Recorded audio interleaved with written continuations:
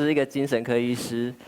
那不知道大家想到精神科医师就会想到怎么样的事情哦？那大家对精神科医师的印象呢，会不会是在精神病房里面就把病人绑起来打针，还是说就坐在办公桌对面哦，就说你说的非常对哦，你在想什么呢？哦啊，心情看开一点啦哦，不要去自杀。不知道是哪一个。那不过呢，居然身为一个医师哦，我觉得我们必须还是要先回到医师的本质。所以我们看病人的时候，不单单只是顾及他们的心理方面的问题哦，那其实还要顾及他的生理、心理跟社会3个层面。那你可能会想，奇怪，精神科的疾病到底跟生理跟社会有什么样的关系呢？好，那我们举一个精神科最常见的疾病来讲好了。schizophrenia 思觉失调症，就之前大家会说的精神分裂症，这些人就是有一些妄想、一些幻觉啊，然后讲话都颠三倒四的，都做一些奇怪的动作。那这样一个疾病呢，它非常的奇特哦，它在全世界任何一个地方、任何一个族群，它的盛行率都是1%。可是呢，我们知道这个疾病有非常强烈的遗传性，也就是说，假如说你的父母兄弟姐妹其中有一个人是思觉失调症的话，那你终身盛行率大概就提高到10%。那假如说你的同卵双胞胎是思觉失调症的话，那你终身盛行率是50%。那除了这样的遗传性以外，我们从各种不管是基础或临床研究都告诉我们哦，这样一个疾病思觉失调症，它不单单只是一个心理的问题造成它这些症状哦，它还是一个非常大的生理的问题哦。我们知道它是因为脑子里面的神经传导物质多巴胺，这个物质的失调造成这样的一个症状。好，那所以说思觉失调症它其实不单单只是一个心理的疾病哦，就跟心肌梗塞是心脏病，肾衰竭是肾脏病一样。我们说思觉失调症它是一个脑子的疾病。可是这样子可以解释所有的现象吗？我举个例子哦，好，这哪里？这兰屿。好，那我研究发现哦，兰屿的思觉失调症的盛行率哦是台湾本岛的3倍。这样一讲就很奇怪，是思觉失调症这个疾病，它的盛行率在全世界任何一个地方应该都差不多的，为什么兰屿会是3倍呢？那有些人记得我刚刚讲到的哦，它是一个遗传性很强的疾病。会不会说这个基因就在兰屿里面这样子传来传去、传来传去，不断累积，造成兰屿的思觉失调症盛行率特别的高？好，那有另外一个观察哦，就我们假如说把资料调出来看，1960年代在兰屿做调查，人类学家会发现，这个岛上基本上是没有精神病患的。1980年代的时候，在兰屿服务的医师，他们的报告也是说，但是兰屿的精神病患非常少，大概只有2个或4个。但是在1992年之后开始哦，1992年马偕在兰屿做一个巡回医疗，那发现兰屿的精神病患有显著的增高的趋势。那之后越演越烈，在2004年的时候到达50个，到2015年的时候是58个，2019年的时候是66个。好，那这些人假如说详细去问他的那个病程的话，会发现一个很奇怪的特点。这些人大概有超过1半以上，他的这个症状的发生哦，是在台湾的时候发生的。奇怪，兰屿跟台湾到底之间有什么样的关系呢？我们知道，兰屿在1970年代以前，它其实算是一个3地管制区，它跟台湾之间并没有一个太大的交流。但在1971到1973年之后，兰屿跟台湾之间开始有一个定期的航班，也就解除了这个3地管制区的管制。所以兰屿人可以自由的到台湾，台湾人可以自由到兰屿去。那我们发现这一群66个人精神病患里面哦，他大部分的年龄都分布在从25到60岁，超过60岁以上的人很少。你要是把这个轴往回推，会发现这些人他都是在青壮年的时候，经历了到这样一个巨大的社会的冲击、社会的改变。那超过半数的这些个案哦，他都曾经共享一个生命的故事哦，也就是说，他从兰屿在部落里面长大，可能到了高中、到了大学、出社会的时候，因为兰屿没有什么好工作啊，所以他就到了台湾去求学或找工作。在台湾这样一个地方，人生地不熟的，这是一个迁徙的压力。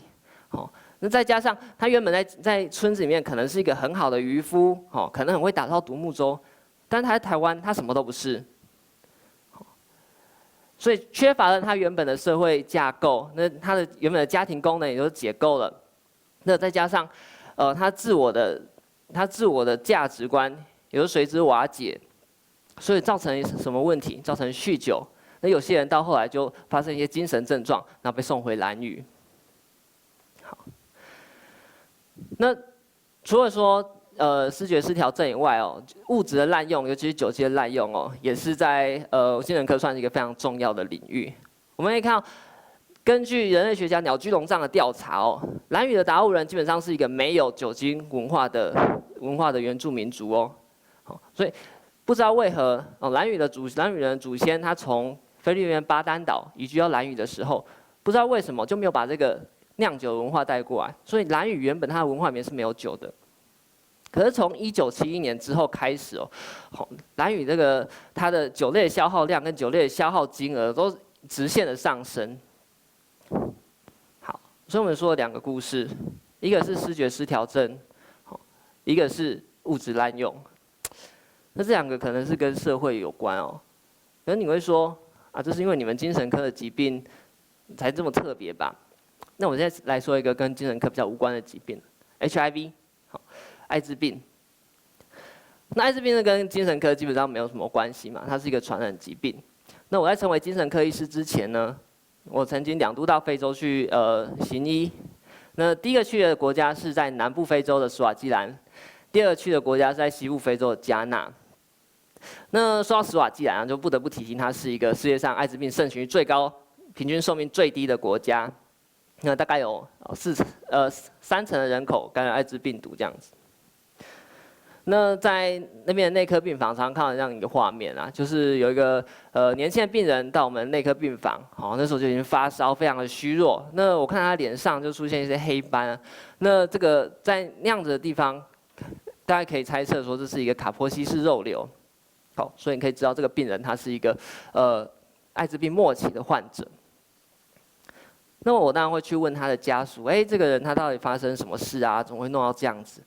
那他的家人就跟我说，他这个年轻人原本小时候是在我们村子里面长大，那他到成年之后因为村里面找不到工作，所以他就逼不得已到大城市里面打工。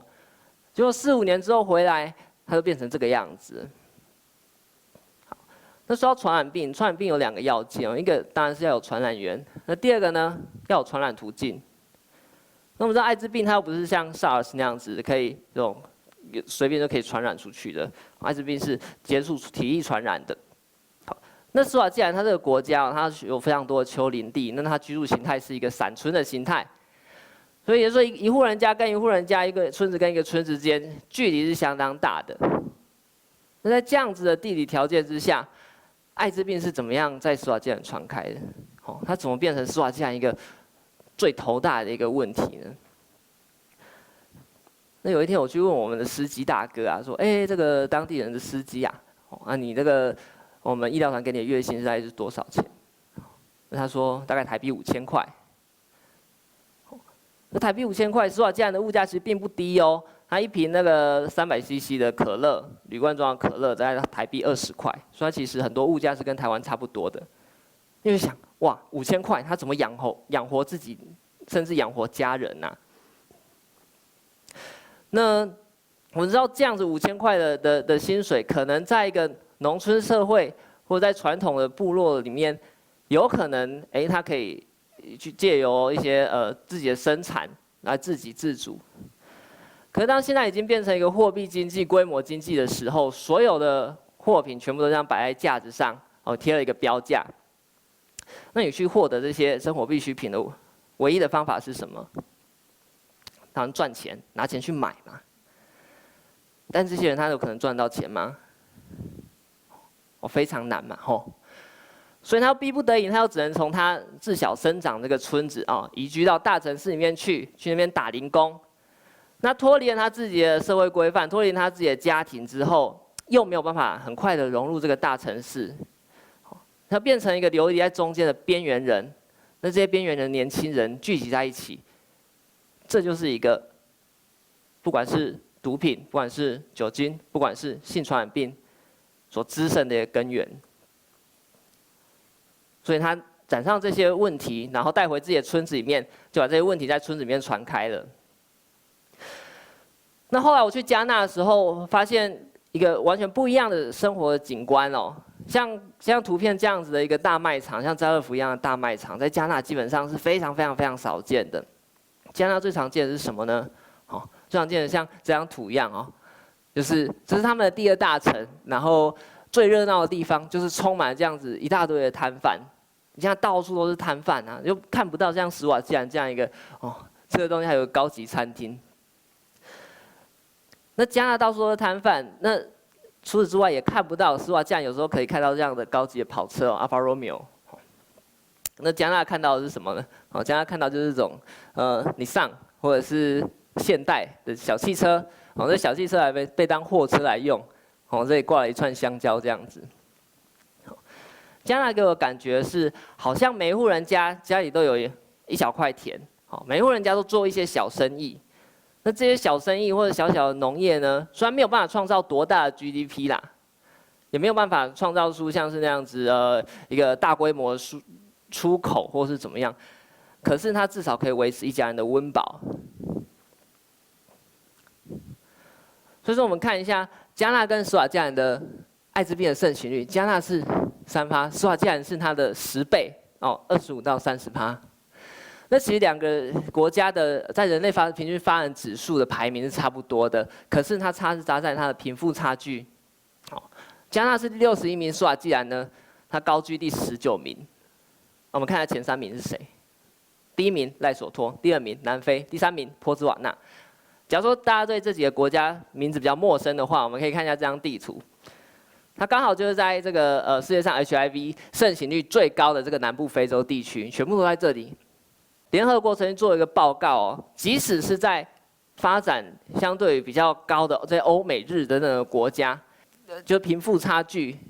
它越高的话，它所造成的社会问题哦会越严重。那这个社会问题除了说犯罪率，除了说识字率以外，还包括了跟我们医学比较有关的，像是平均寿命，像是精神科疾病的比率。所以我常常看到这张图哦，就是这张图非常有趣哦，因为我在加纳服务的这个医疗站，它是在一个非常偏僻的村子里面，那村子基本上是没有自来水的，所以小朋友呢，到下课之后就可以看到这样的景象，然后一堆穿着制服的小朋友就跑去溪边提水，然后顶在头上，然后这样排队走回家。那我在他们脸上看到的是笑容，可是这个笑容在史瓦济兰非常的少见。史瓦济兰里面这个国家的年轻人哦，基本上在乡村都看不太到。哪里看到他们呢？哦，有时候会坐在路边喝酒，哦，有时候在酒吧。那这个只是我自己的一点观察，不是什么统计上的抽样。但是我深深觉得这2个国家的面貌是如此的不同。那最后哦，就是在你在上捷运的时候，就会跟你，就是广播就跟你说 ，mind the gap， 小心那个月台的间隙哦。那其实我们在生活中有许许多多，可能你平常不会注意到、你看不到的间隙，哦，那这个间隙会让你觉得说，这个 gap 另外一边的人好像是很陌生的。比如说，我们会觉得这些艾滋病患、这些毒瘾患者、这些酗酒的人，他们都是自作自受啦，哦，他们就是不洁身自爱啦，才会这样子。可当你要是勇敢一点，跨出去，离开这个 gap， 你站在他们之间，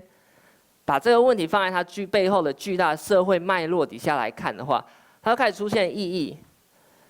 比如说，当你跨过这个 gap， 疾病就不单单只是疾病，而是一个背后的巨大的社会问题。好，所以演讲最后送大家这一句话 ：Mind the gap。谢谢。